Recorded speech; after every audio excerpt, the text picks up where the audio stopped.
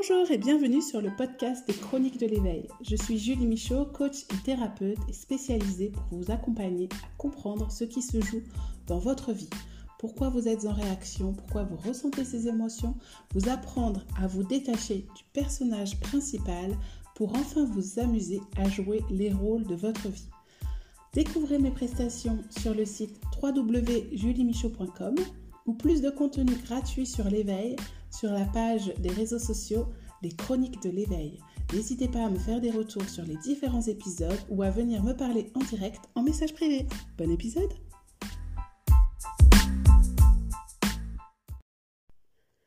Bonjour et bienvenue dans ce nouvel épisode du podcast des Chroniques de l'éveil. Aujourd'hui, j'ai envie de vous partager un sujet, plutôt une réaction à une situation que malheureusement, nous rencontrons toutes et tous à un moment dans notre vie et parfois trop régulièrement. C'est comment faire quand on... J'essaie de faire attention à mes mots, mais c'est vrai que là, je vais plutôt vous parler... là, c'est l'humaine qui va vous parler, la femme qui va vous parler plutôt que la thérapeute.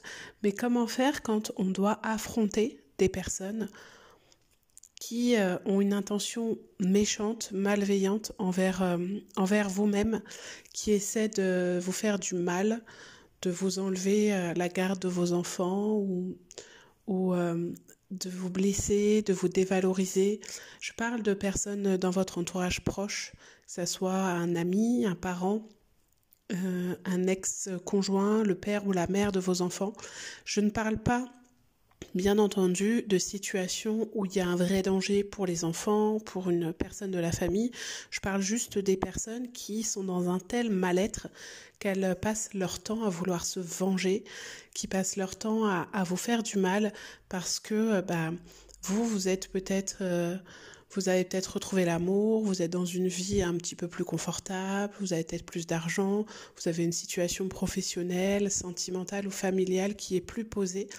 Et malheureusement, il y a des personnes qui vous envient, qui se comparent à vous et qui vont avoir envie de vous faire du mal ou de briser votre bonheur parce que pour elles, c'est insupportable. Parce que peut-être qu'elles sont tellement mal qu'elles aimeraient avoir votre vie et que comme tout le monde, elles ont besoin d'être vues, elles ont besoin d'être aimées, elles ont besoin d'être valorisées et que la seule chose qu'elles ont trouvée pour le faire, c'est d'avoir un comportement de victime pour qu'on fasse attention à elles. Et donc, du coup, elles vont crier haut et fort et mettre en place des choses, quitte même à aller en justice, à vouloir engager des procédures contre vous pour que l'extérieur d'autres personnes leur donne raison. Donc ce sont des personnes qui sont uniquement dans leur mental, qui sont en mode de survie, qui sont uniquement dans la réaction et qui croient aux histoires qu'elles se racontent. Et c'est là où c'est assez grave parce que parfois elles arrivent à vous embarquer, elles arrivent à nous embarquer dans leurs histoires, dans leurs scénarios dramatiques et on arrive à croire parfois que ce qu'elles peuvent dire de nous peut être vrai. Donc qu'on n'est pas assez ou qu'on est trop, qu'on n'est pas digne de s'occuper de nos enfants ou digne d'être aimé ou digne d'avoir un poste à responsabilité ou une activité qui nous correspond. C'est des gens qui vont faire en sorte de nous faire croire qu'on est quelqu'un d'autre, qui vont nous coller des étiquettes. Et en fait, le cerveau est tellement bien fait qu'il va... Comme il enregistre plus les histoires, les expériences négatives et qu'il est tout le temps en train de chercher des preuves pour se protéger et pour confirmer que ce qu'il croit est vraiment une situation dangereuse, il va aller chercher dans nos comportements la preuve que cette personne malveillante a raison. Donc il y a une part de nous qui va malgré tout parfois croire que ce que l'autre dit peut être vrai et va nous laisser entendre que parfois il y a des gens qui vont me dire mais en fait je crois que entre les deux c'est moi qui suis folle ou j'ai une espèce de violence à l'intérieur de moi qui me fait peur, je ne sais pas comment j'ai peur de mon comportement par rapport à des personnes malveillantes qui me font du mal, etc.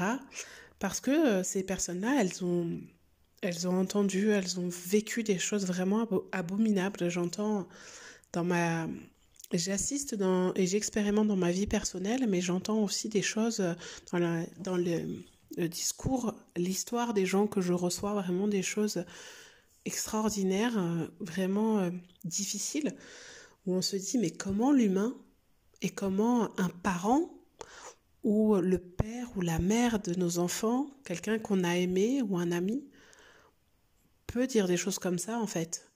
Il y a des menaces de mort, il y a des gens qui entreprennent des choses vraiment mais hallucinantes en fait, par simple esprit de vengeance parce qu'elles sont mal. Et puis parfois il y a des gens qui font du mal en étant maladroits parce qu'ils sont dans leurs blessures, ils sont dans leur ego et ils projettent des choses sur nous qui sont totalement fausses, mais parce que ils projettent leur propre mal-être sur notre situation et donc ils font leur film parce qu'ils sont persuadés d'avoir raison. C'est des personnes qui veulent tout contrôler et donc qui vont se croire vraiment scénaristes de leur vie, mais de nos vies, qui vont penser que, par habitude, en fait, elles ont l'habitude de décider, alors je vais dire elles, parce que c'est souvent des femmes, malheureusement, dans les expériences que je connais, mais il y a des hommes aussi qui peuvent être très forts là-dedans, donc c'est pas une question de sexe, mais je veux dire elles pour dire les personnes, c'est des personnes qui ont des grosses blessures, parce qu'elles ont eu une histoire peut-être difficiles. Elles n'ont peut-être pas grandi dans l'amour, dans le partage, dans la joie, dans la paix. Elles ont peut-être grandi dans un environnement violent. Du coup, qui vont retransmettre ça. Ça va être leur façon d'aimer. Ça va être de faire croire que par soi-disant protection d'un enfant, d'une personne, elles se doivent de mener des actions de justice, elles se doivent de décider à votre place, elles se doivent de vous dire comment vous devriez faire. Et donc la seule chose qu'on peut faire pour se protéger, c'est prendre conscience du mal-être de ces personnes et de se dire que leur méchanceté, en fait, n'est autre qu'un appel à l'aide je suis tellement mal que c'est tellement difficile pour moi d'aller voir à l'intérieur de moi mes propres souffrances et de travailler sur moi et de voir pourquoi j'en suis là, que je préfère m'occuper des autres. Donc ça rejoint un petit peu les posts ou les épisodes que j'ai pu faire sur le côté de arrêter d'être quelqu'un de bien, arrêter de vouloir sauver la planète, parce que dans ces cas-là, on a tendance à être trop tourné vers les autres. Et parfois, ces personnes qui font du mal, elles se prennent pour des sauveuses. Elles mettent en avant que pour le bien de quelqu'un, elles sont obligées de mettre en avant nos pires côtés. Et si on ne se connaît pas assez bien, eh bien, on peut vraiment croire qu'elles ont raison. On peut douter de nous-mêmes. Et c'est pour ça que j'insiste autant sur la connaissance de soi. Parce qu'aujourd'hui, si j'arrive à dépasser ces expériences de vie où il y a des personnes malveillantes qui essayent de faire croire que je suis quelqu'un de mauvais ou autre, eh bien, en fait, je me rends compte que je me connais suffisamment pour savoir que je n'ai pas à craindre quoi que ce soit de cette personne parce que je suis sûre de mes valeurs, je suis sûre de qui je suis et que même si j'ai fait des erreurs parce que je suis humaine, même si parfois mon comportement n'a peut-être pas été approprié complètement dans certaines situations, je ne suis ni quelqu'un de dangereux ni quelqu'un de méchant et qu'en fait je n'ai pas envie de me justifier auprès de ces personnes. J'ai plus envie de compter les points, j'ai plus envie de recréer l'équilibre à dire mais avant que toi, au lieu de critiquer telle ou telle personne, que ça soit moi ou l'un de mes proches ou moins proches, mais avant d'aller critiquer les autres, est-ce que tu as regardé ton comportement, ce que tu disais, ton environnement, ta maison J'ai plus en fait envie de rentrer là-dedans, même s'il y a toujours cette chose qui peut m'animer de temps en temps parce que se fixer sur des faits, ça aide aussi à se rendre compte qu'on n'est pas fou et de se dire effectivement il s'est passé ça, qui quelque part, oui, donne raison à l'idée qu'on en a, mais en fait plus on sort du jugement, plus on sort du jugement de soi-même, plus on sort du jugement des autres, plus on se dit ok, cette personne elle est comme ça, c'est une personne qui est vraiment mal. Sauf que moi, les personnes qui créent de la division, qui créent de la haine, qui ont une intention malveillante et j'ai pas envie de leur donner du crédit, j'ai pas envie de leur donner de l'amour et j'ai plutôt envie de justement créer du lien. Donc avec cette personne, le lien n'est plus possible parce qu'elle n'est pas en capacité d'entendre ce que j'ai à lui dire ou ce que nous avons à lui dire quand ça concerne plusieurs personnes. Elle est trop ancrée dans ses croyances et dans ses histoires et donc je vais la laisser seule avec ses propres histoires parce que souvent on a fait beaucoup de tentatives, on a souvent tendu la main à cette personne, elle n'a pas su la saisir ou alors comme on dit, elle nous a mordu.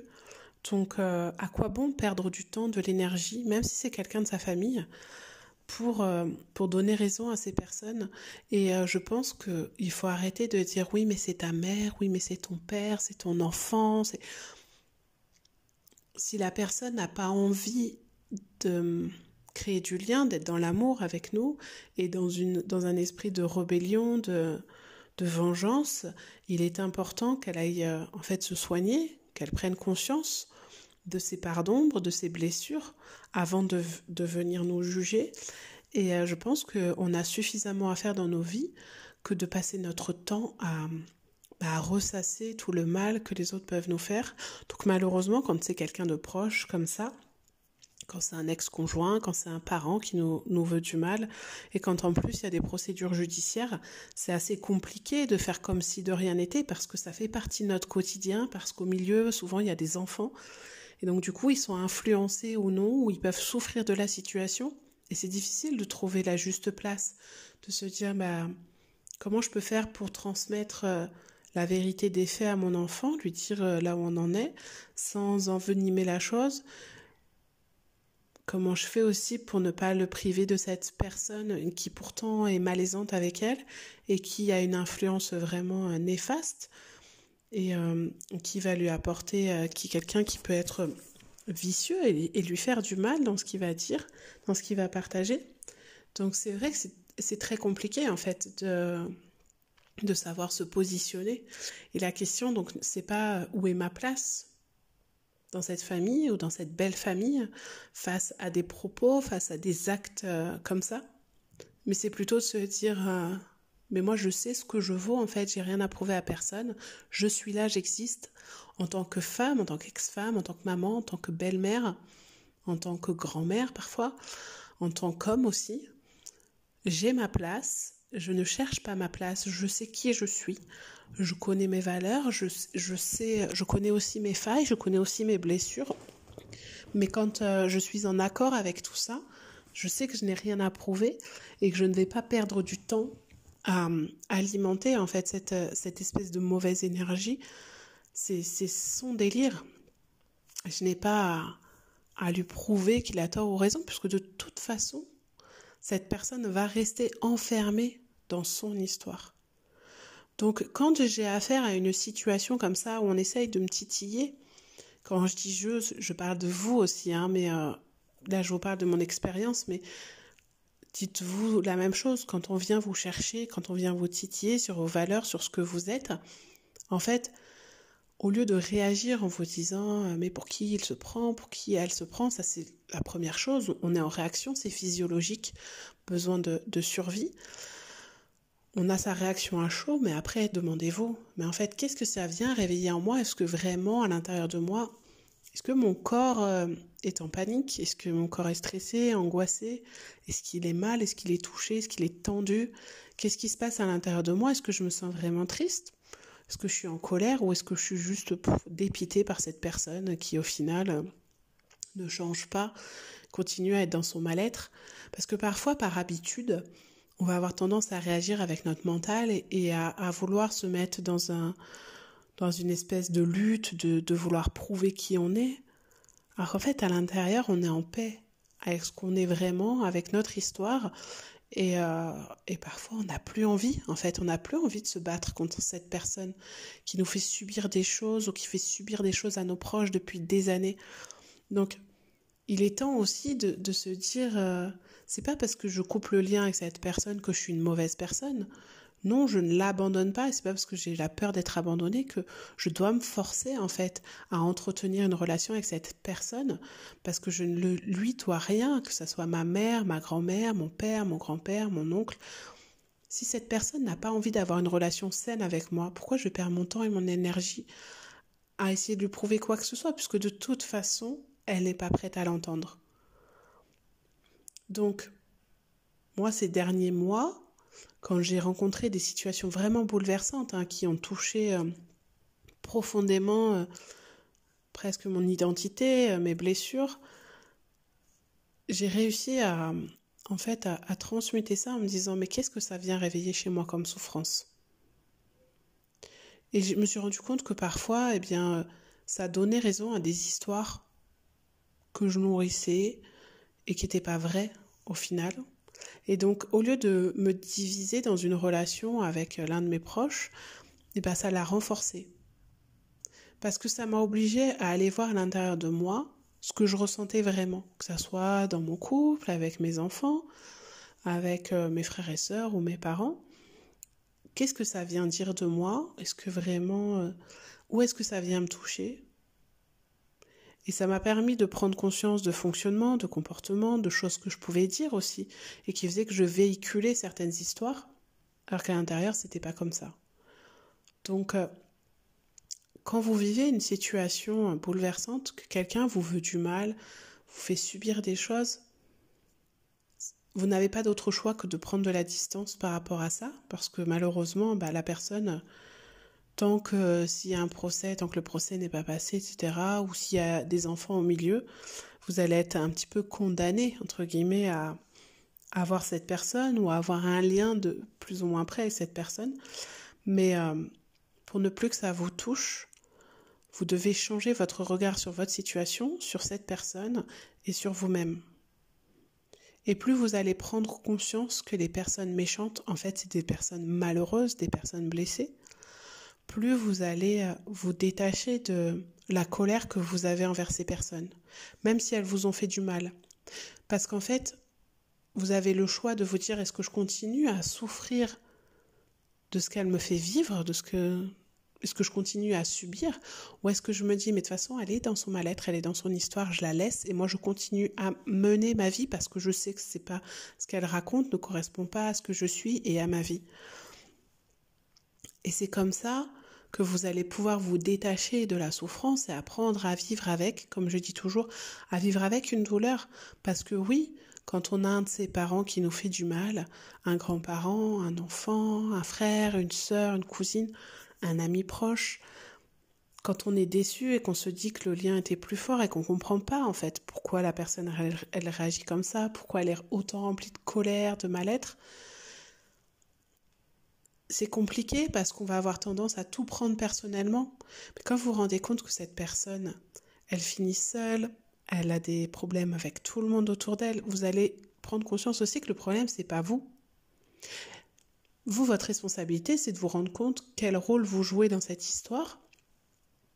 Et effectivement, est-ce que ce fonctionnement ou ce comportement ou des choses que vous avez pu dire, d'autres personnes peuvent vous le reprocher parce que vous l'avez avec d'autres personnes, ou est-ce que c'est juste elle que ça vient réveiller des blessures en elle?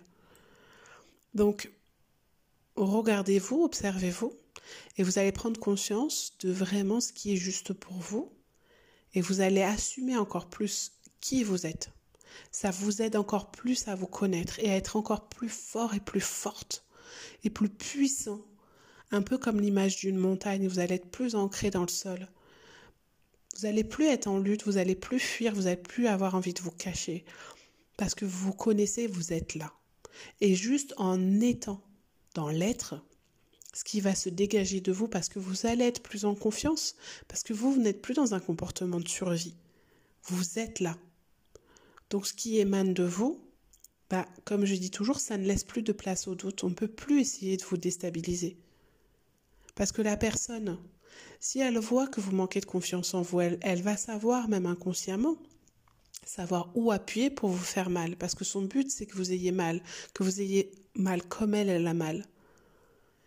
Mais si vous, ça ne vous fait plus mal, si vous n'avez plus peur d'être abandonné, si vous vous sentez aimé, si vous vous sentez en sécurité par rapport à la vie que vous avez construite, à la famille, au couple que vous avez aujourd'hui, Parce que l'autre peut penser que ça soit votre ex, que ça soit le père ou la mère de vos enfants avec qui vous êtes séparés, que ça soit un de vos parents, votre belle-mère, votre beau-père, peu importe, ou un ancien ami.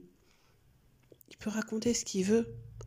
Si vous assumez votre parcours, votre histoire, ce que vous avez fait, même des choses pas forcément jolies, mais si vous n'avez plus honte de vous, si vous ne vous jugez plus, si vous n'êtes plus dans la culpabilité, il ne pourra plus essayer de vous déstabiliser.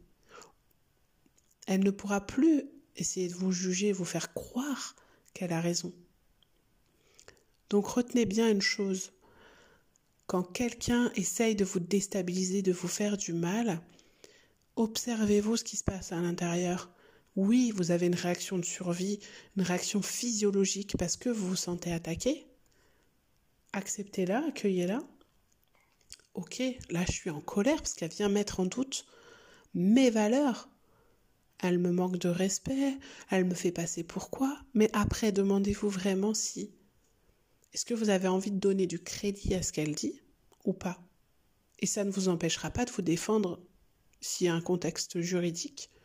Ça ne vous empêchera pas d'affirmer haut et fort qui vous êtes si jamais ça mêle plusieurs personnes. Et s'il y a des enfants, choisissez un maximum la paix et l'union si vous le pouvez pour ne pas aller dans la séparation, la division. Parce que si vous êtes dans un côté de je veux créer cette division, cette haine, cette guerre, malheureusement, votre enfant risque d'être dans le même comportement aussi avec vous. Parce que du coup, tout le monde est en guerre et tout le monde va croire à cette histoire qu'on doit être les uns contre les autres au lieu d'avancer et de grandir tous ensemble. Et l'humain est un être vivant qui évolue au contact des autres. Il a besoin des autres pour survivre. Donc s'il se sent seul, loin de son troupeau, entre guillemets, si on compare aux animaux, il va avoir un comportement de survie. Donc ça va être la lutte, ça va être la fuite, ça va être le figement. Il ne va pas être dans un comportement de conscience, de présence, de bien-être. Il va être forcément en réaction tout le temps.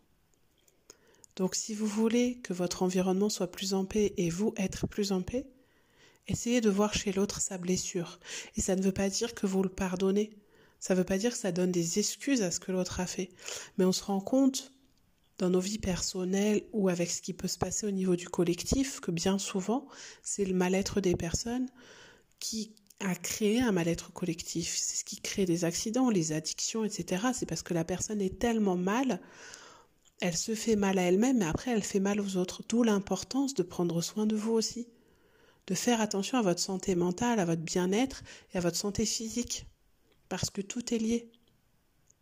Parce que quand on est mal, on peut être plus sujet à prendre des médicaments, à vouloir se noyer dans l'alcool, dans les drogues, dans la nourriture, à se victimiser, à tout le temps se plaindre. Et en fait, il y a plein de schémas qui vont se mettre en route. Alors que si on apprend à se connaître, qu'on accepte qui on est, après, plus personne nous fera douter de ce que l'on est, on s'acceptera et on grandira en fait, chacun avec nous-mêmes en se regardant en face, en se disant ouais, je sais. Je sais que parfois je peux être un peu dure, parfois je peux être trop gourmande, parfois je peux avoir un humour déplacé qui peut blesser les autres. Et quand vous prenez conscience que vous avez peur d'être abandonné, que vous avez peur de vous retrouver seul, que vous avez peur de manquer, et donc que vous êtes en réaction, que ça crée chez vous des fonctionnements qui peuvent être douloureux pour vous ou pour les autres, du coup vous allez être plus consciente de ce que vous faites, de ce que vous dites, et vous allez faire attention à ce que ça ne se reproduise pas, et quand ça se reproduit, vous allez vous observer et vous dire « Ah oui, là, par contre, j'ai déconné. Là, c'est parce que j'étais blessée. » Et donc, si vous êtes consciente que quand vous faites des erreurs, que vous pouvez blesser quelqu'un, c'est parce que vous êtes blessé vous-même, vous allez comprendre que l'autre en face, quand il essaye de vous faire du mal, c'est parce qu'il est blessé. Ce qui revient à dire, ok, tu es mal dans ton corps, tu es mal dans ta tête, ça ne va pas, c'est ton histoire, c'est pas la mienne. Donc, ta colère, ta frustration, ta haine, tu la gardes. mais je ne me sens pas concernée par ce qui t'arrive. Tu peux te servir de moi pour dire ce que tu veux et pour justifier ton mal-être et tes procédures et tout ce que tu veux, mais moi je sais que je n'ai rien à voir avec ça. Parce que je sais ce que je vaux, je sais où est ma place, j'ai confiance en la vie, j'ai confiance en moi. Et ça ne veut pas dire le pardonner. Le pardon, c'est se dire « je me pardonne moi de donner autant de temps et d'énergie contre cette personne, à souffrir de ce que cette personne me fait subir. » À partir du moment où vous prenez la décision que cette personne ne vous fera plus souffrir, que vous n'allez plus subir votre vie, que vous êtes responsable de votre souffrance et de la gestion de vos émotions par rapport à ce que cette personne peut vous dire, eh bien vous allez mettre de la distance par rapport à ça. Et vous n'aurez plus l'impression d'être cette personne faible qui est manipulée par elle, qui est sous l'emprise de cette personne. Vous n'allez plus avoir l'impression d'être une personne qui est tout le temps victime du mensonge, de la manipulation, de la violence d'une autre. Parce que vous allez vous dire, mais je vaux mieux que ça, je mérite mieux que ça. Et je n'ai plus envie de subir tout ça. Alors c'est un cheminement qui est long. On n'arrive pas à ça en 2 heures. Mais en fait, c'est la seule chose, je dirais, qui permet de ne plus souffrir du mal que les gens peuvent nous faire. Que ça soit un parent qui nous a abandonnés, que ça soit quelqu'un qui essaye de nous enlever la garde de nos enfants, que ça soit quelqu'un qui nous critique, quelqu'un qui essaye de briser notre carrière, quelqu'un qui soit jaloux de notre couple, de notre famille, que ça soit en amitié, dans la vie professionnelle, que ça soit des gens qui donnent leur avis sur Internet quand on a une entreprise, qui essayent de briser nos rêves. Si nous, on croit en nous, si on a foi en nous, si on est plus tourné vers l'amour, vers la paix, vers créer du lien avec les autres, on va apprendre à surmonter ça. Ça ne veut pas dire qu'on ne va pas être touché, parce qu'il faut aussi admettre que nous sommes des êtres humains, que nous sommes des êtres qui sommes traversés par des émotions, que nous sommes des êtres vivants qui, comme les animaux, ont des instincts qui nous font réagir. Donc, je vous invite à méditer par rapport à tout ça et n'hésitez pas à venir me parler de ce que ça vous a inspiré via mon profil Instagram, les Chroniques de l'éveil, j'ai un trou de mémoire, ou via mon site internet www.juliemichaud.com. Et si vous avez envie ou besoin d'être accompagné dans cette démarche, dans ce cheminement, n'hésitez pas à me contacter aussi pour une séance. Je serai ravie de vous accompagner pour vous expliquer tout ce qui se joue quand vous êtes dans cet état et quand vous subissez tout ça pour que vous ne le subissiez plus. Merci, je vous dis à bientôt pour un nouvel épisode.